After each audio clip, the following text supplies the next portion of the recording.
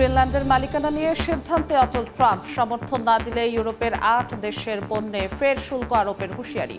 স্বার্থ রক্ষার প্রতিশ্রুতি ইইউ এর। ইরানের সহিংসতায় জড়িতদের আত্মসমর্পণে ৭২ ঘণ্টার আলটিমেটাম। আইনের পূর্ণ শক্তি প্রয়োগের হুঁশিয়ারি। যুক্তরাষ্ট্র ইসরায়েলের হাত থেকে জনগণকে রক্ষার দাবি আরাকচির। আমিরাতের বিরুদ্ধে ইয়েমেনে গোপন কারাগার চালানোর অভিযোগ। নতুন করে বাস্তুচ্যুত ৩০০-র বেশি। সংকট মোকাবিলায় ওয়াশিংটনের সমর্থন চেয়েছে সানা।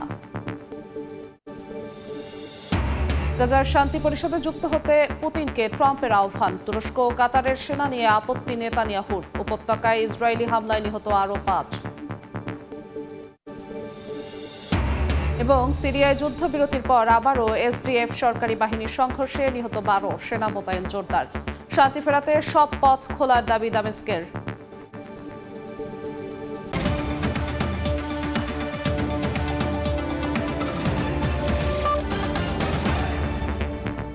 আন্তর্জাতিক সময়ের সঙ্গে আছি আমি জিন্নাত আরা যশোয়া। আবারও গ্রিনল্যান্ড কেনার পরিকল্পনা নিয়ে সরব মার্কিন প্রেসিডেন্ট ডোনাল্ড ট্রাম্প। দ্বীপটি নিতে বিরোধিতা করা ইউরোপীয় দেশগুলোর ওপর শুধু শুল্ক আরোপই নয়, তা শতভাগ বাস্তবায়নেরও হুঁশিয়ারি দিয়েছেন তিনি। এদিকে ইউরোপ বলেছে নিজেদের সার্বভৌমত্ব রক্ষায় তারা ছাড় দেবে না। গ্রিনল্যান্ড নিয়ে নিজের সিদ্ধান্তেই আটকে আছেন মার্কিন প্রেসিডেন্ট ডোনাল্ড ট্রাম্প। সর্বশেষ ট্রাম্প ঘোষণা করেছেন, যদি ইউরোপ তার গ্রিনল্যান্ড অধিগ্রহণের পরিকল্পনাকে সমর্থন না দেয় তবে মার্কিন বাজারে ইউরোপের ৮টি দেশের পণ্যে শুল্ক আরোপ করা হবে। এই শুল্ক ১ ফেব্রুয়ারি থেকে ১০% আর জুন থেকে ২৫% পর্যন্ত বাড়তে পারে। Denmark, Norway, Sweden, France, Germany, Netherlands, Finland এবং যুক্তরাজ্য রয়েছে এই শুল্কের আওতায়। ইউরোপীয় ইউনিয়ন এবং ডেনমার্কের নেতারা বলছেন, গ্রিনল্যান্ডের ভবিষ্যৎ সিদ্ধান্ত শুধুই ডেনমার্ক ও গ্রিনল্যান্ডের অধিবাসীদের। ট্রাম্পের হুমকিতে বিশ্ববাজারে অস্থিরতা দেখা দিয়েছে। ইউরোপের প্রতিরক্ষা খাতে শেয়ার বাড়লেও গাড়ি, প্রযুক্তি ও বিলাসী পণ্যের শেয়ার ক্ষতিগ্রস্ত হয়েছে। এদিকে রাশিয়ার রাষ্ট্রীয় সংবাদ মাধ্যম ট্রাম্পের প্রশংসা করেছে এবং ইউরোপের নেতাদের সমালোচনা করছে। রাশিয়া এই পরিস্থিতিকে ইউরোপের বিভাজন হিসেবে দেখছে। ইউক্রেন যুদ্ধ ও পশ্চিমা জোটের শক্তিকে দুর্বল করতে পারে বলেও তারা মনে করছে। ট্রাম্পের গ্রিনল্যান্ড পরিকল্পনা রাশিয়ার জন্য সুসংবাদ বলেই মনে করছে মস্কো। অন্যদিকে গ্রিনল্যান্ডের উপর নিয়ন্ত্রণ জোরদারের পরিকল্পনার অংশ হিসেবে যুক্তরাষ্ট্র ফিনল্যান্ড থেকে আইসব্রেকার কিনছে। ফিনল্যান্ড বিশ্বের শীর্ষস্থানীয় আইসব্রেকার ডিজাইনার। নতুন ১১টি আইসব্রেকার মার্কিন কোস্টগার্ডের জন্য অর্ডার করা হয়েছে, যার মধ্যে 4টি ফিনল্যান্ডে, বাকি 7টি যুক্তরাষ্ট্রে নির্মাণ হবে। বিশ্লেষকরা বলছেন, আইসব্রেকার ব্যবহার করে আর্কটিক মহাসাগরের বাণিজ্যিক ও প্রতিরক্ষা কৌশল শক্তিশালী করতে চায় ওয়াশিংটন। নাদিম মারজান, সময় সংবাদ। কানাডার আর্কটিক অঞ্চলের নিরাপত্তা নিয়ে উদ্বেগ প্রকাশ করেছেন মার্কিন president Donald Trump. NBC news জানিয়েছে, অঞ্চলটিতে রাশিয়া ও চীনা আধিপত্য বিস্তারের ঝুঁকি নিয়ে মার্কিন কর্মকর্তার সঙ্গে আলোচনা হয়েছে। ট্রাম্পের নিরাপত্তা নিশ্চিতে সামরিক খাতে কানাডার বাজেট বৃদ্ধি ও যুক্তরাষ্ট্রের সঙ্গে যৌথ মহড়া বাড়ানোর উপর জোর দিচ্ছেন তিনি। যদিও আর্কটিক নিয়ে মার্কিন প্রেসিডেন্টের এমন ভাবনা উড়িয়ে দিয়েছে রাশিয়া, চীন। মার্কিন প্রেসিডেন্ট ডোনাল্ড ট্রাম্পের গ্রিনল্যান্ড অধিগ্রহণের চেষ্টা এরই মধ্যে বিশ্ব রাজনীতির আলোচনার কেন্দ্রে। সম্প্রতি ভেনেজুয়েলায় অভিযান চালিয়ে বৃদ্ধাঙ্গুল দেখিয়েছেন আন্তর্জাতিক আইন ব্যবস্থাকে। এবার ট্রাম্পের নজর পড়েছে কানাডার উত্তরাঞ্চলে। সম্ভাব্য প্রতিপক্ষের হাত থেকে কানাডা তার উত্তরাঞ্চলের নিরাপত্তা নিশ্চিত করতে পারবে না বলে উদ্বেগ প্রকাশ করেছেন তিনি। কয়েকজন মার্কিন ঊর্ধ্বতন কর্মকর্তার বরাত দিয়ে এমন তথ্য প্রকাশ করেছে গণমাধ্যম এনবিসি নিউজ। গণমাধ্যমটি জানায়, কানাডার উত্তরাঞ্চলে রাশিয়া ও চীনের সম্ভাব্য প্রভাব বিস্তারের ঝুঁকি নিয়ে মার্কিন প্রশাসনের কর্মকর্তাদের সঙ্গে ব্যক্তিগত আলোচনায় উদ্বেগ প্রকাশ করেন ট্রাম্প। তিনি চান কানাডা যেন তাদের প্রতিরক্ষা বাজেট বাড়িয়ে নিজেদের সীমান্ত আরও সুরক্ষিত করে। গ্রিনল্যান্ডের মতো কানাডার এসব অঞ্চলে সেনা মোতায়েন বা দখলের কোনো পরিকল্পনা ট্রাম্প প্রশাসনের নেই বলে জানিয়েছে এনবিসি নিউজ। বরং তাদের লক্ষ্য হল কানাডার উপর চাপ সৃষ্টি করা যেন তারা যুক্তরাষ্ট্রের সঙ্গে যৌথ সামরিক প্রশিক্ষণ ও টহল বাড়ায় এবং আধুনিক সতর্কবার্তা ব্যবস্থায় আরও বেশি বিনিয়োগ করে। এদিকে আর্কটিক অঞ্চলে বিভিন্ন পক্ষের আধিপত্য বিস্তারের আশঙ্কা নিয়ে যুক্তরাষ্ট্রের দাবি প্রত্যাখ্যান করেছে রাশিয়া, চীন। বেইজিংয়ের অভিযোগ, আর্কটিক অঞ্চলে আধিপত্য বিস্তারের পরিকল্পনাকে জাতীয় নিরাপত্তার নাম দিচ্ছেন ট্রাম্প। অঞ্চলটিতে যে কোনো পক্ষের সামরিক আধিপত্য বিস্তারের বিরোধিতা করেছে রাশিয়াও। তবে মার্কিন গণমাধ্যম ব্লুমবার্গ বলছে ভিন্ন কথা। সম্প্রতি প্রকাশিত এক প্রতিবেদনে তারা জানায়, ভেনেজুয়েলা ও গ্রিনল্যান্ডের পর মার্কিন লক্ষ্যবস্তু হতে পারে কানাডা। বরকতুল্লাহ, সময় সংবাদ। নোবেল না পাওয়ায় বিশ্ব শান্তির দায় ঝেড়ে ফেলে আমেরিকা ফার্স্ট নীতিতে অনড় ডোনাল্ড ট্রাম্প। নরওয়ের প্রধানমন্ত্রীকে পাঠানো চিঠিতে ক্ষোভ জানিয়েছেন তিনি। বিশেষজ্ঞরা মনে করছেন, ডেনমার্কের সার্বভৌমত্বকে চ্যালেঞ্জ করা ট্রাম্পের এই আগ্রাসী মনোভাব বিশ্বকে এক নতুন ও ভয়াবহ ভূ রাজনৈতিক সংঘাতের দিকে ঠেলে দিচ্ছে। নোবেল শান্তি পুরস্কার পাননি, তাই বিশ্ব শান্তি রক্ষায় তিনি আর দায়বদ্ধ নন, এমন এক বিস্ফোরক মন্তব্য করেছেন যুক্তরাষ্ট্রের প্রেসিডেন্ট ডোনাল্ড ট্রাম্প। নরওয়ের প্রধানমন্ত্রী জোনাস গার স্টোরকে পাঠানো এক চিঠিতে ট্রাম্প স্পষ্ট জানিয়েছেন, ৮টিরও বেশি যুদ্ধ বন্ধ করার পরও তাকে নোবেল না দেয়ায় আন্তর্জাতিক বিষয়ে তার দৃষ্টিভঙ্গি বদলে গেছে। এখন থেকে বিশ্ব শান্তির চেয়ে যুক্তরাষ্ট্রের স্বার্থই হবে তার প্রধান অগ্রাধিকার। তবে আলোচনার কেন্দ্রবিন্দু কেবল নোবেল নয়, ট্রাম্পের নজর এবার গ্রিনল্যান্ডের ওপর। ডেনমার্কের সার্বভৌমত্বকে চ্যালেঞ্জ জানিয়ে তিনি দাবি করেছেন, যুক্তরাষ্ট্রের নিয়ন্ত্রণ ছাড়া চীন বা রাশিয়ার হাত থেকে এই দ্বীপ রক্ষা করা অসম্ভব। আর্কটিক অঞ্চলের নিরাপত্তাকে অজুহাত দিয়ে তার দেশের গ্রিনল্যান্ড দখলের এই পুরনো বাসনা বিশ্ব রাজনীতিতে নতুন করে অস্থিরতা তৈরি করছে। নরওয়ে সরকার অবশ্য সাফ জানিয়েছে, নোবেল কোনো রাজনৈতিক দান নয়, বরং এটি একটি স্বাধীন কমিটির সিদ্ধান্ত। বিশেষজ্ঞরা আশঙ্কা করছেন, শুল্ক যুদ্ধ থেকে ভূখণ্ড দখলের হুমকি, ট্রাম্পের এই আমেরিকা ফার্স্ট নীতি বিশ্বকে এক নতুন সংঘাতের দিকে ঠেলে দিতে পারে। শেখ সাদি মার্জিয়ান, সময় সংবাদ। গ্রিনল্যান্ড ইস্যুতে ট্রাম্পের শুল্ক হুমকির পর বিশ্ববাজারে রেকর্ড পরিমাণে বেড়েছে স্বর্ণ ও রূপার দাম। নিরাপদ বিনিয়োগ হিসেবে মূল্যবান এই ধাতুর দিকে ঝুঁকছেন বিনিয়োগকারীরা। গেল শনিবার মার্কিন প্রেসিডেন্ট ডোনাল্ড ট্রাম্প ঘোষণা দেন, যুক্তরাষ্ট্রকে গ্রিনল্যান্ড কেনার অনুমতি না দেয়া পর্যন্ত ইউরোপীয় মিত্র দেশগুলোর ওপর ধাপে ধাপে বাড়তি শুল্ক আরোপ করা হবে। ট্রাম্পের শুল্ক হুমকির একদিনের মাথায় বিশ্ববাজারে রেকর্ড পরিমাণে বেড়েছে স্বর্ণ ও রূপার দাম। অনিশ্চয়তা বাড়ায় বিনিয়োগকারীরা নিরাপদ বিনিয়োগ হিসেবে স্বর্ণ ও রূপার দিকে ঝুঁকেছেন। সোমবার বিশ্ববাজারে স্বর্ণের দাম ১.৬% বেড়ে প্রতি আউন্স $৪,৬৭০ পৌঁছেছে। দিনের মধ্যে স্বর্ণের দাম রেকর্ড সর্বোচ্চ $৪,৬৮৯ ছুঁয়েছে। একই সঙ্গে রূপার দাম ৪.৪% বেড়ে প্রতি আউন্স $93.85 হয়েছে। এদিন রূপার দামও ছুঁয়েছে রেকর্ড $94.08। এদিকে ট্রাম্পকে শুল্ক আরোপ থেকে বিরত রাখতে কূটনৈতিক তৎপরতা জোরদার করেছে ইউরোপীয় ইউনিয়ন। একই সঙ্গে শুল্ক কার্যকর হলে পাল্টা ব্যবস্থা নেয়ার প্রস্তুতিও নিচ্ছে ইইউ। জিনাতারা জশোয়া, সময় সংবাদ। ইরানের সহিংসতায় জড়িতদের আত্মসমর্পণের জন্য ৭২ ঘন্টার আলটিমেটাম দিয়েছে দেশটির সরকার। নির্দিষ্ট সময়ের মধ্যে আত্মসমর্পণ না করলে তাদের বিরুদ্ধে আইনের পূর্ণ শক্তি প্রয়োগ করা হবে বলে হুঁশিয়ারি দেন পুলিশ প্রধান আহমদ রেজা রাদান। এদিকে ইরান সরকারের প্রাণঘাতী দমন পীড়নের জেরে সুইজারল্যান্ডের দাভোসে বিশ্ব অর্থনৈতিক ফোরামের বার্ষিক সম্মেলনে পররাষ্ট্রমন্ত্রী আব্বাস আরাকচির আমন্ত্রণ প্রত্যাহার করে নিয়েছে সংস্থাটি। এ ঘটনায় ক্ষোভ প্রকাশ করেছেন আরাকচি। সোমবার সামাজিক যোগাযোগ মাধ্যম এক্সে দেয়া এক পোস্টে যুক্তরাষ্ট্র ইসরায়েলের মিথ্যা অভিযোগের কারণে সম্মেলনে তার যোগ দেওয়ার বিষয়টি বাতিল করা হয়েছে বলে দাবি করেন তিনি। দেশ দুটির হাত থেকে জনগণকে রক্ষারও দাবি করেন আরাকচি।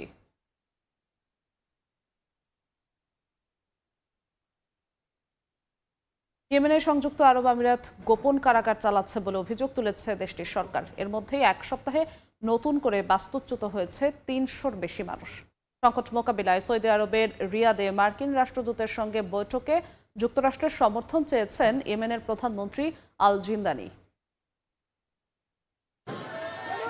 দক্ষিণ ইয়েমেনের মুকাল্লা শহরের কাছে আল রাইয়ান বিমান ঘাঁটিতে সংযুক্ত আরব আমিরাত গোপন কারাগার চালাচ্ছে, এমন অভিযোগ তুলেছে সৌদি সমর্থিত ইয়েমেন সরকার। হাদ্রামাউতের গভর্নর সালেম আল খানবাসী সংবাদ সম্মেলনে দাবি করেন, সেখানে মিলেছে বিস্ফোরক ও বুবি ট্রাপ। গভর্নর বলেন, এই তৎপরতা ইয়েমেনে বৈধ সরকারকে সহায়তার লক্ষ্য বা জোটের ঘোষিত উদ্দেশ্যের সঙ্গে সামঞ্জস্যপূর্ণ নয়। তিনি জানান, আমিরাত বাহিনী পরিচালিত বেশ কয়েকটি গোপন কারাগারের নির্যাতনের অভিযোগ নথিভুক্ত করা হচ্ছে। পাশাপাশি দায়ীদের বিরুদ্ধে ব্যবস্থা নেওয়া হবে বলেও জানান তিনি। এদিকে যুদ্ধ ও নিরাপত্তাহীনতার মধ্যে ইয়েমেনের মানবিক পরিস্থিতি আরও ভয়াবহ হচ্ছে। জাতিসংঘের অভিবাসন সংস্থা IOM জানিয়েছে, গত এক সপ্তাহে নতুন করে বাস্তুচ্যুত হয়েছে ৩০০-র বেশি মানুষ, আগের সপ্তাহের তুলনায় যা ৫০%-ও বেশি। IOM আরও বলছে, সংঘাত, সহিংসতা ও জীবনযাত্রার অবনতির কারণে এই বাস্তুচ্যুতি ইয়েমেনের দুর্বল ত্রাণ ব্যবস্থার উপর বাড়তি চাপ তৈরি করছে। মানবিক সংস্থাগুলো আশঙ্কা করছে, খাদ্য ও স্বাস্থ্যসেবার সংকট আরও তীব্র হবে। এর মধ্যেই রিয়াদে মার্কিন রাষ্ট্রদূতের সঙ্গে বৈঠক করেছেন ইয়েমেনের প্রধানমন্ত্রী আল জিন্দানি। তিনি অর্থনৈতিক স্থিতিশীলতা, মানবিক সহায়তা, নিরাপত্তা সহযোগিতায় আন্তর্জাতিক সমর্থনের গুরুত্ব তুলে ধরেন। মার্কিন রাষ্ট্রদূত আশ্বাস দেন, ইয়েমেনের বর্তমান সংকট মোকাবিলা ও শান্তি স্থিতিশীলতা প্রতিষ্ঠায় ওয়াশিংটন সানা একসঙ্গে কাজ চালিয়ে যাবে। নাদিম মারজান, সময় সংবাদ। যুদ্ধবিরতি ও শান্তি পরিষদের পরিকল্পনার মধ্যেই গাজার পশ্চিম ও দক্ষিণে ইসরায়েলি হামলায় শিশু কিশোর সহ অন্তত 5 জন নিহত হয়েছেন। এরই মধ্যে এবার শান্তি পরিষদে যুক্ত হতে মার্কিন প্রেসিডেন্ট ডোনাল্ড ট্রাম্পের আহ্বান পেলেন রুশ প্রেসিডেন্ট ভ্লাদিমির পুতিন। অন্যদিকে তুরস্ক কাতারের সেনা গাজার নিরাপত্তায় অংশ নিতে পারবে না বলে সাফ জানিয়ে দিয়েছেন নেতানিয়াহু।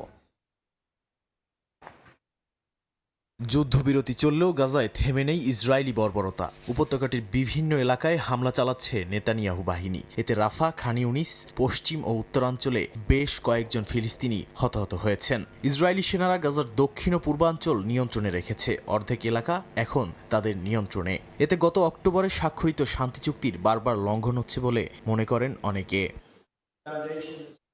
এর মধ্যেই মার্কিন প্রেসিডেন্ট ডোনাল্ড ট্রাম্প গাজার শান্তি পরিষদে রাশিয়ার পুতিন এবং বেলারুশের লুকাশেঙ্কোকে আমন্ত্রণ জানিয়েছেন। জবাবে ক্রেমলিন জানিয়েছে, পুতিন বিস্তারিত যাচাই করছেন। বোর্ডে থাকবেন Trump, Jared Kushner, Marco Rubio, Steve Witkoff ও মার্ক রোওয়ান সহ অন্যান্য আন্তর্জাতিক ব্যক্তিত্ব। তবে শান্তি পরিষদের রক্ষী বাহিনীর মধ্যে তুরস্ক ও কাতারের সেনা থাকতে পারবে না বলে সাফ জানিয়েছেন ইসরায়েলি প্রধানমন্ত্রী বিনিয়ামিন নেতানিয়াহু। এমনকি এই শান্তি পরিষদের গঠন তাদের নীতির সঙ্গে সঙ্গতিপূর্ণ নয় বলেও জানায় তেল আবিব। এদিকে গাজায় শিশুদের টিকা ব্যাহত হচ্ছে বলে জানিয়েছে জাতিসংঘ। শীত, বন্যা এবং স্বাস্থ্য ব্যবস্থা ধ্বংস হওয়ায় রোগের ঝুঁকি আরও বেড়েছে বলে জানায় তারা। 2 বছরের বেশি সময় ধরে চলা যুদ্ধের কারণে জরুরি টিকাগুলো দেয়া হয়নি। তাই দ্বিতীয় দফার টিকা কর্মসূচি ইউনিসেফ এবং WHOর সঙ্গে সমন্বয়ে শুরু হয়েছে বলে জানা গেছে। নাদিম মারজান, সময় সংবাদ। সিরিয়ায় যুদ্ধবিরতির একদিন না যেতেই আবারও সংঘর্ষ। দেশটির উত্তর পূর্বে সিরিয়ান সেনা আর কুর্দি নেতৃত্বাধীন SDF এর সংঘর্ষে নিহত হয়েছেন অন্তত 3 জন সেনা সদস্য। অন্যদিকে রাক্কা আল আক্তান কারাগার এলাকায় সংঘর্ষে 9 জন SDF যোদ্ধা নিহত হয়েছেন। এরই মধ্যে শান্তি ফেরাতে সব ধরনের পথ খোলা আছে বলে জানিয়েছে দামেস্ক। স্থানীয় সময় রোববার সিরিয়ার সরকার ও কুর্দি সমর্থিত সিরীয় ডেমোক্রেটিক ফোর্স SDF এর মধ্যে যুদ্ধবিরতির ঘোষণার পর বিভিন্ন রাস্তায় উল্লাস করে সাধারণ জনতা। তবে একদিন না যেতেই সোমবার উত্তর পূর্ব সিরিয়া জুড়ে গোলাগুলি ও লড়াই শুরু হয়। এতে বিভিন্ন এলাকায় দুপক্ষেরই বেশ কয়েকজন সেনা হতাহত হয়েছেন। রাক্কা আল সাদ্দাদি, আইন ইসা ও কোবানি এলাকায় সংঘর্ষের খবর পাওয়া যায়। SDF বলছে সরকারি বাহিনী যুদ্ধবিরতি লঙ্ঘন করছে। পাল্টা দামেস্কের দাবি, SDFই প্রথম চুক্তি ভেঙেছে। রাক্কার আল আক্তান ও হাসাকার আল সাদ্দাদি কারাগারেও দেখা দিয়েছে ভয়াবহ উত্তেজনা। SDF বলছে কারাগারগুলোতে হাজার হাজার IS বন্দী রয়েছে। একই সঙ্গে সরকার সমর্থিত বাহিনী কারাগারে হামলা চালিয়েছে বলেও জানায় তারা। সরকারের অভিযোগ, SDF বন্দীদের ছেড়ে দিয়েছে। তবে বন্দীরা ছাড়া পেলে আবারও বড় হুমকি হিসেবে IS মাথাচাড়া দিয়ে উঠতে পারে বলে সতর্ক করেছেন বিশ্লেষকরা। এরই মধ্যে সিরিয়ার সরকার শান্তি চায় বলে জানিয়েছে দেশটির স্বরাষ্ট্র মন্ত্রণালয়। তারা জানায় সংঘাত বন্ধের সব ধরনের পথ তারা খোলা রেখেছে। একই সঙ্গে তারা IS কারাগারের দায়িত্ব নিতেও প্রস্তুত বলে জানায়। এছাড়া এ নিয়ে যুক্তরাষ্ট্রের সঙ্গে সরাসরি নিরাপত্তা সমন্বয়ের কথা জানিয়েছে দেশটির সরকার। SDF এর বিরুদ্ধে IS বন্দীদের রাজনৈতিক চাপ হিসেবে ব্যবহারের অভিযোগ তুলছে তারা। এদিকে SDF এর অভিযোগ, সরকার সমর্থিত বাহিনী ধরা পড়া যোদ্ধাদের শিরোচ্ছেদ করে ভিডিও করেছে। এমনকি এটা IS এর কায়দায় হত্যা বলেও অভিযোগ করে গোষ্ঠীটি। এছাড়া দেইরা জোর, রাক্কা ও তাপকা এলাকায় মোতায়েন রয়েছে সিরীয় সেনা। আল ওমর তেল ক্ষেত্র ও কনকো গ্যাস ফিল্ড এখন সরকারের নিয়ন্ত্রণে। চেকপোস্ট, কারফিউ ও নিরাপত্তা অভিযান জোরদার হয়েছে। এরই মধ্যে SDF বলছে জোর করে অস্ত্র কেড়ে নেওয়া হলে তারা প্রতিরোধ করবে। নাদিম মারজান, সময় সংবাদ। যুদ্ধ থামাতে আগ্রহী নন বলে অভিযোগ করেছেন ইউক্রেনের প্রেসিডেন্ট ভলোদিমির জেলেনস্কি। রাশিয়ায় ড্রোন হামলায় ইউক্রেন জুড়ে আবারও অন্ধকার। বিদ্যুৎহীন হয়ে পড়েছে 5টি অঞ্চল। খার্কিভে আলাদা হামলায় 1 নারী নিহত হয়েছেন। পাশাপাশি ক্ষতিগ্রস্ত হয়েছে অন্তত 30টি বাড়ি। শীতের মধ্যে জ্বালানি সংকট নিয়ে চাপ বাড়ছে কিয়েভের ওপর।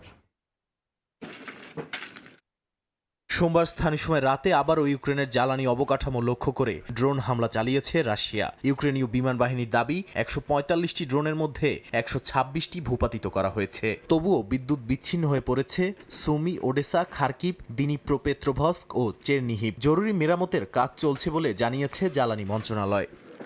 দক্ষিণের ওডেসা অঞ্চলে গ্যাস ও বিদ্যুৎ অবকাঠামো ক্ষতিগ্রস্ত হয়েছে। একটি আবাসিক ভবনে ড্রোনের আঘাতে অন্তত একজন আহত হয়েছেন। খার্কিভে আলাদা হামলায় এক নারীসহ হতাহত হয়েছেন কয়েকজন। এছাড়া বেশ কয়েকটি বাড়ি ক্ষতিগ্রস্ত হয়েছে। শহরের মেয়র দাবি করেন, ইচ্ছাকৃতভাবে বিদ্যুৎ ব্যবস্থা ধ্বংস করছে রাশিয়া। অন্যদিকে সুইজারল্যান্ডের দাভোসে বিশ্ব অর্থনৈতিক ফোরামে মার্কিন প্রতিনিধিদের সঙ্গে আলোচনা চালাতে চান ইউক্রেনের আলোচকরা। তবে রাশিয়াকে কোনো কূটনৈতিক অগ্রাধিকার দেয়া যাবে না বলে সাফ জানিয়ে দিয়েছেন জেলেনস্কি। এছাড়া পুতিন যুদ্ধ থামাতে আগ্রহী নন বলে অভিযোগ করেছেন ইউক্রেনের প্রেসিডেন্ট। হোয়াইট হাউস বলছে, আপাতত ট্রাম্প জেলেনস্কি দ্বিপাক্ষিক বৈঠকের কোনো পরিকল্পনাও নেই। তীব্র শীত ও লাগাতার হামলার কারণে আগেই জ্বালানি নিয়ে জরুরি অবস্থা বিরাজ করছে ইউক্রেন জুড়ে। কিয়েভের মেয়র জানান, রাজধানীর প্রয়োজনে মাত্র অর্ধেক বিদ্যুৎ এখন মজুত রয়েছে। এর মধ্যেই পারমাণবিক কেন্দ্রগুলোর বিদ্যুৎ সরবরাহ লক্ষ্য করেও হামলার আশঙ্কা প্রকাশ করেছে কিয়েভ। এমনকি আন্তর্জাতিক পরমাণু সংস্থা IAEA নতুন করে পরিদর্শক দল পাঠানোর প্রস্তুতি নিচ্ছে বলেও জানা গেছে। নাদিম মারজান, সময় সংবাদ।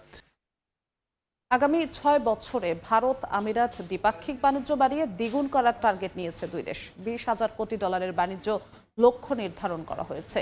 সোমবার সংযুক্ত আরব আমিরাতের প্রেসিডেন্ট শেখ মোহাম্মদ বিন জায়েদ আল নাহিয়ানের সঙ্গে ভারতের প্রধানমন্ত্রী নরেন্দ্র মোদীর বৈঠকে এ সিদ্ধান্ত নেওয়া হয়। একই সঙ্গে প্রতিরক্ষা সহযোগিতার পাশাপাশি 300 কোটি ডলারের LNG চুক্তি করেছে উভয় পক্ষ। স্থানীয় সময় সোমবার নয়াদিল্লিতে ভারতের প্রধানমন্ত্রী নরেন্দ্র মোদী ও সংযুক্ত আরব আমিরাতের প্রেসিডেন্ট শেখ মোহাম্মদ বিন জায়েদ আল নাহিয়ানের বৈঠক হয়েছে। এতে দুই দেশের দ্বিপাক্ষিক সম্পর্ক উন্নয়নের পাশাপাশি বিভিন্ন গুরুত্বপূর্ণ বাণিজ্যিক চুক্তিও সই করেন দুই নেতা। এতে আগামী 6 বছরে ভারত আমিরাত দ্বিপাক্ষিক বাণিজ্য বাড়িয়ে দ্বিগুণ করার টার্গেট নিয়েছে উভয় পক্ষ। 20,000 কোটি ডলারের বাণিজ্য লক্ষ্য নির্ধারণ করা হয়েছে। বৈঠকের ফাঁকি চূড়ান্ত হয় 300 কোটি ডলারের LNG চুক্তি। আবুধাবির রাষ্ট্রায়ত্ত প্রতিষ্ঠান এডনক আগামী 10 বছর ভারতে সরবরাহ করবে বার্ষিক 5 লাখ মেট্রিক টন তরলীকৃত প্রাকৃতিক গ্যাস। এর গ্রাহক হিসেবে থাকবে হিন্দুস্তান পেট্রোলিয়াম কর্পোরেশন। এডনক জানায়, এই চুক্তির মাধ্যমে ভারতের সঙ্গে তাদের মোট চুক্তির মূল্য ছাড়ালো 2,000 কোটি ডলার। ভারত এখন আমিরাতের সবচেয়ে বড় LNG ক্রেতা। জ্বালানি নিরাপত্তায় দিল্লির জন্য এই চুক্তিকে বড় কৌশলগত সাফল্য হিসেবে দেখছেন অনেকে। এমনকি চুক্তির কার্যকারিতা 2028 সাল থেকে শুরু হবে বলেও জানায় তারা। বাণিজ্যের পাশাপাশি প্রতিরক্ষা সম্পর্কেও অগ্রগতি হয়েছে। কৌশলগত প্রতিরক্ষা সম্পর্কের লক্ষ্যে সামরিক চুক্তি সই করেছে দুপক্ষ।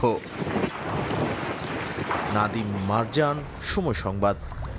ক্ষমতা গ্রহণের মাত্র 3 মাসের মাথায় পার্লামেন্ট ভেঙে দেওয়ার ঘোষণা দিয়েছেন জাপানের প্রধানমন্ত্রী সানায়ে তাকাইচি। 23 জানুয়ারি পার্লামেন্ট ভেঙে দিয়ে 8 ফেব্রুয়ারি আগাম সাধারণ নির্বাচনের ডাক দেওয়ার কথা রয়েছে তার। এতে পার্লামেন্টের নিম্নকক্ষের 465টি আসনের সবকটিতেই ভোট হবে। বিশ্লেষকরা বলছেন, প্রধানমন্ত্রী হওয়ার পর এটি হবে তাকাইচির জন্য প্রথম বড় কোনো নির্বাচনী পরীক্ষা।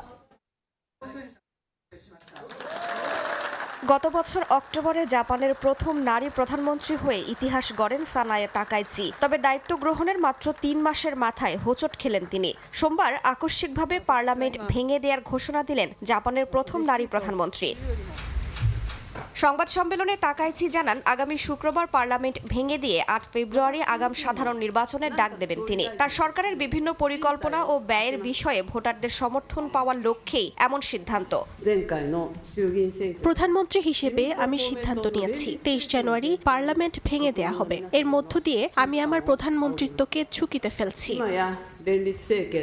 আগাম নির্বাচনে পার্লামেন্টের নিম্নকক্ষের 465টি আসনের সবকটিতেই ভোট হবে। প্রধানমন্ত্রী হওয়ার পর এটি হবে তাকাইচির জন্য প্রথম বড় কোনো নির্বাচনী পরীক্ষা। বিশ্লেষকরা বলছেন, বর্তমানে জাপানের জনগণের মধ্যে তার যে জনপ্রিয়তা রয়েছে সেটিকে কাজে লাগিয়ে ক্ষমতাসীন লিবারেল ডেমোক্রেটিক পার্টিতে নিজের অবস্থান আরও শক্ত করতে চান। একই সঙ্গে নিজের জোট সরকারের সংখ্যাগরিষ্ঠতাকেও মজবুত করতে চাইছেন তাকাইচি।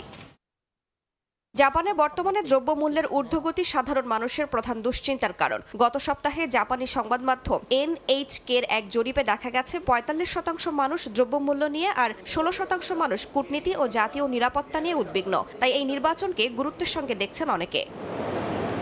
রাইসা জান্নাত, সময় সংবাদ। হোটেল ইন্টারকন্টিনেন্টালে আয়োজিত পলিসি সামিটে বক্তব্য রাখছেন জামায়াত ইসলামীর আমির ডাক্তার শফিকুর রহমান। সরাসরি যাচ্ছি তার বক্তব্যে। For yes in the concurrent referendum, yes to reform, yes to July Charter, yes to a new and renewed prosperous Bangladesh. But elections are only the beginning. What we require now is a new national political consensus on what a new Bangladesh will look like, and to guarantee democratic freedoms and the rule of law for every citizen of the country. Our pledge to the country is that we will work that any political party that commits to three basic fundamentals: rooting out corruption, promoting social justice, and driving forward essential reforms to build a governance system that the people of Bangladesh can be proud of and the relentlessly delivers for them. For us, governance means service to the people. If we are given the opportunity, we will govern as the servants of the people, and we will always honor this sacred trust. As mainstream Muslim Democrats, we have participated in every free and fair, credible elections throughout the decades, whether that is at a national level or local government level. And we look forward to continuing to do so. In building a new Bangladesh, the role of women is absolutely vital. Hotel ইন্টারকন্টিনেন্টালে policy সামিটে বক্তব্য রাখছেন জামায়াতের আমির। আমরা সরাসরি যুক্ত ছিলাম সেখানে। দক্ষিণ আফ্রিকার জোহানেসবার্গে ট্রাকের সঙ্গে স্কুলগামী একটি মিনি বাসের সংঘর্ষে অন্তত 13 শিক্ষার্থী নিহত হয়েছে। দুজনের অবস্থা আশঙ্কাজনক বলে জানা গেছে। স্থানীয় সময় সোমবার সকালে দেশটির দক্ষিণাঞ্চলে এই দুর্ঘটনা ঘটে। পুলিশ জানায়, ওভারটেক করার চেষ্টা করলে মিনিবাসের চালক নিয়ন্ত্রণ হারিয়ে ট্রাকটিকে ধাক্কা দেয়। নিহতরা প্রাথমিক ও মাধ্যমিকের শিক্ষার্থী বলে জানা গেছে। এ ঘটনায় শোক জানিয়েছেন দেশটির প্রেসিডেন্ট সিরিল রামাফোসা। চিলের নুবলে ও বায়োবিও অঞ্চলে ভয়াবহ দাবানলে প্রাণহানি বেড়ে দাঁড়িয়েছে 19 জনে। স্থানীয় সময় সোমবার এ নিয়ে জরুরি বৈঠক করেছেন প্রেসিডেন্ট গ্যাব্রিয়েল বোরিক ও নবনির্বাচিত প্রেসিডেন্ট হোসে আন্তোনিও কাস্ত। রাজধানী সান্তিয়াগোর লা মোনেদা প্রাসাদে বৈঠকের পর প্রেসিডেন্ট বোরিক জানান, নিহতের সংখ্যা আরও বাড়তে পারে, কারণ বহু বাড়িঘর ক্ষতিগ্রস্ত হয়েছে। চিলির বন সংস্থা জানিয়েছে, দেশ জুড়ে 34টি দাবানলের সঙ্গে লড়ছেন দমকল কর্মীরা, যার বড় অংশ এই দুই অঞ্চল। কঠিন পরিস্থিতির মধ্যেই আগুন নিয়ন্ত্রণে কাজ চালিয়ে যাচ্ছেন উদ্ধারকর্মীরা, আর ঘরবাড়ির ধ্বংসস্তূপে নিজেদের জিনিসপত্র খুঁজছেন ক্ষতিগ্রস্ত বাসিন্দারা। চীনে ইতিহাসের সর্বনিম্ন পর্যায়ে নেমেছে জন্মহার। টানা 4র্থ বছরের মতো কমেছে দেশটির মোট জনসংখ্যা। সরকারের ধারাবাহিক প্রণোদনা ও নীতিগত পরিবর্তন সত্ত্বেও সন্তান নিতে আগ্রহ দেখাচ্ছে না দেশটির তরুণ প্রজন্ম। এই জনসংখ্যা সংকট দেশটির অর্থনীতির জন্য দীর্ঘমেয়াদী উদ্বেগ তৈরি করছে বলে মত বিশ্লেষকদের। স্থানীয় সময় সোমবার চীনের জাতীয় পরিসংখ্যান ব্যুরো এক প্রতিবেদনে জানায়, 2025 সালে প্রতি 1000-এ তাদের জন্মহার কমে দাঁড়িয়েছে 5.63%, যা 2023 সালের 6.39%-এরও কম। একই সময়ে মৃত্যুহার বেড়ে দাঁড়িয়েছে প্রতি 1000-এ 8.4 জনে, যা 1968 সালের পর সর্বোচ্চ, যে কারণে 2025 সালের শেষে দেশটির মোট জনসংখ্যা কমে প্রায় 33,90,000 হ্রাস পেয়ে দাঁড়িয়েছে আনুমানিক 140 কোটিতে। এর আগে চীনে 2016 সালে এক সন্তান নীতি বাতিল করে 2 সন্তানের অনুমতি দেয়া হয়। পরে 2021 সালে সর্বোচ্চ 3 সন্তান নেয়ার সুযোগ দেয়া হয়। পাশাপাশি 3 বছরের কম বয়সী প্রতিটি শিশুর জন্য অভিভাবকদের বছরে 3,600 ইউয়ান নগদ সহায়তার ঘোষণাও দেয়া হয়েছে। তবে বিশেষজ্ঞদের মতে এসব উদ্যোগেও কাঙ্ক্ষিত পরিবর্তন আসেনি। উইসকনসিন ম্যাডিসন বিশ্ববিদ্যালয়ের জনসংখ্যাবিদ গণমাধ্যম গার্ডিয়ানকে বলেন, 2025 সালের জন্মসংখ্যা প্রায় 18 শতকের সমান, যখন চীনের মোট জনসংখ্যা অনেক কম ছিল। বর্তমানে চীনা পরিবারে গড় সন্তান সংখ্যা মাত্র 1 বলেও জানান তিনি। এছাড়া 2024 সালে বেজিংয়ের ইউয়া পপুলেশন রিসার্চ ইনস্টিটিউটের এক প্রতিবেদনে বলা হয়, শিশু লালন পালনের জন্য চীন বিশ্বের সবচেয়ে ব্যয়বহুল দেশগুলোর একটি। সম্প্রতি দেশটিতে জন্ম নিয়ন্ত্রণ সামগ্রীর ওপর নতুন করে 13% কর আরোপ করা হয়। এতে অনাকাঙ্ক্ষিত গর্ভধারণ ও HIV সংক্রমণের হার বাড়তে পারে বলে উদ্বেগ দেখা দেয়। এদিকে জাতিসংঘ বলছে এই প্রবণতা অব্যাহত থাকলে শতাব্দীর শেষ নাগাদ চীনের জনসংখ্যা বর্তমানের অর্ধেক হয়ে যেতে পারে। পাশাপাশি এই নতুন জনসংখ্যা সংকট বিশ্বের দ্বিতীয় বৃহত্তম অর্থনীতির জন্য কর্মশক্তি, পেনশন তহবিল ও অর্থনৈতিক প্রবৃদ্ধিতে গুরুতর প্রভাব ফেলতে পারে বলে মত বিশ্লেষকদের। অর্জিতা শাহজিন, সময় সংবাদ। বিশ্বখ্যাত ইতালীয় ফ্যাশন ডিজাইনার ভ্যালেন্টিনো গারাভানি আর নেই। 93 বছর বয়সে তার মৃত্যুর খবর নিশ্চিত করেছে তার ফাউন্ডেশন। ফ্যাশনের জগতে তিনি ছিলেন এক কিংবদন্তি। ভ্যালেন্টিনোর মৃত্যুর কারণ তাৎক্ষণিকভাবে জানা যায়নি। প্যারিসের এক্সক্লুসিভ হট কুতুর র্যাম্পে জায়গা পাওয়া প্রথম ইতালীয় ডিজাইনার। জর্জিও আর্মানি ও কার্ল ল্যাগারফেল্ডের সঙ্গে তাকে ধরা হতো সেই প্রজন্মের শেষ দিকের ডিজাইনারদের একজন, যখন কর্পোরেট ব্যবস্থাপনার নয় ফ্যাশন ছিল কুতুরিয়াদের হাতেই। 2008 সালের জানুয়ারিতে প্যারিসে তার শেষ ক্যাটওয়াক শো অনুষ্ঠিত হয়। প্যারিসকে তিনি বলতেন তার দ্বিতীয় বাড়ি। জাপানের অন্যতম প্রাচীন ও ঐতিহাসিক স্থাপনা টোকিও স্টেশন। লালিটের এই ভবনটি শুধু দেশের রেল যোগাযোগের প্রাণকেন্দ্রই নয়, বরং দেশটির স্থাপত্য ঐতিহ্যের এক জীবন্ত নিদর্শন। প্রতিদিন লাখো মানুষের যাতায়াতের পাশাপাশি স্টেশনের সামনে চোখে পড়ে ভিন্ন এক দৃশ্য, নবদম্পতির বিয়ের ফটোশুট আর দেশি বিদেশি পর্যটকদের কোলাহল। জাপান থেকে আরও জানাচ্ছেন শাকিল মাহমুদ। টোকিও স্টেশনের নির্মাণ কাজ শুরু হয় 1908 সালে এবং শেষ হয় 1914 সালে। ইউরোপীয় ক্লাসিক আর্কিটেকচারের আদলে নির্মিত লালিটের এই ভবনটি দ্বিতীয় বিশ্বযুদ্ধের সময় বোমা হামলায় ক্ষতিগ্রস্ত হলেও পরবর্তীতে এর ঐতিহাসিক নকশা অক্ষুণ্ণ রেখে পুনর্নির্মাণ করা হয়। গম্বুজ আকৃতির ছাদ, সিনেমেট্রিক ডিজাইন ও সূক্ষ্ম কারুকাজ সম্বলিত এই স্টেশন আজও জাপানের সাংস্কৃতিক ঐতিহ্যের পরিচয় বহন করে আসছে। 100 বছরের বেশি সময় ধরে সম্রাট পরিবারের যাতায়াত থেকে শুরু করে নানা ঐতিহাসিক ঘটনার নীরব সাক্ষী আজকের এই টোকিও স্টেশন। স্টেশনের মারুনৌচির পাশটি এখন নবদম্পতিদের কাছে জনপ্রিয় ফটোশুট কেন্দ্র। ঐতিহাসিক স্থাপত্য, খোলা প্রাঙ্গণ এবং রাতের আলোর নান্দনিকতা সব মিলিয়ে একটি প্রি ওয়েডিং ফটোর জন্য আদর্শ লোকেশন। জাপানে বিয়ের আগে ছবি তোলার সংস্কৃতি বেশ জনপ্রিয়, আর সেই ধারাবাহিকতায় টোকিও স্টেশন এখন ট্রেন্ড আইকনে পরিণত হয়েছে। স্থানীয়দের পাশাপাশি বিদেশি পর্যটকরাও স্মরণীয় মুহূর্ত ধরে রাখতে ভিড় করেন এইখানে। আমি ওসাকা থেকে এখানে একটি অনুষ্ঠানে উপহার গ্রহণ করতে এসেছি। টোকিও স্টেশনের পাশেই হওয়ায় সহকর্মীদের নিয়ে এই ঐতিহাসিক স্টেশনটি দেখতে এসেছি। টোকিও স্টেশন জাপানের সবচেয়ে ব্যস্ত রেল জাংশনগুলোর মধ্যে একটি। প্রতিদিন কয়েক লাখ যাত্রী এখানে যাতায়াত করেন। জাপানের বিখ্যাত বুলেট ট্রেন শিনকানসেন সহ 20টিরও বেশি রেল লাইন এই স্টেশন থেকে পরিচালিত হয়।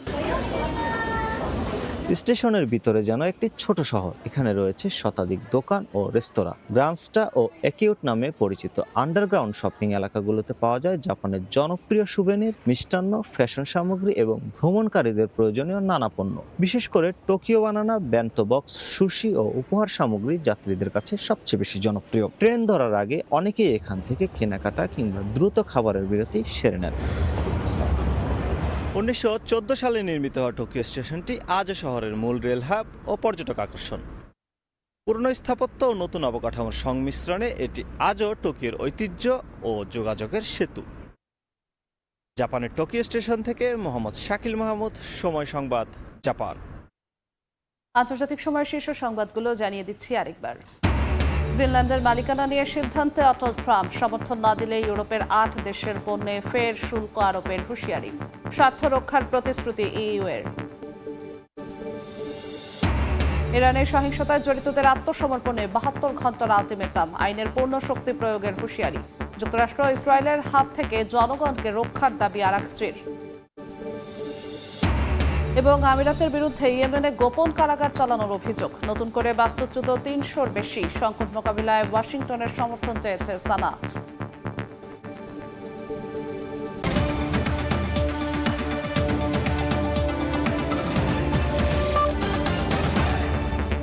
এই ছিল আন্তর্জাতিক সময়ের পর সকাল 10টার সময় সংবাদ নিয়ে সঙ্গে থাকবেন আমিরুল ইসলাম আলিফ। ধন্যবাদ যশোয়া।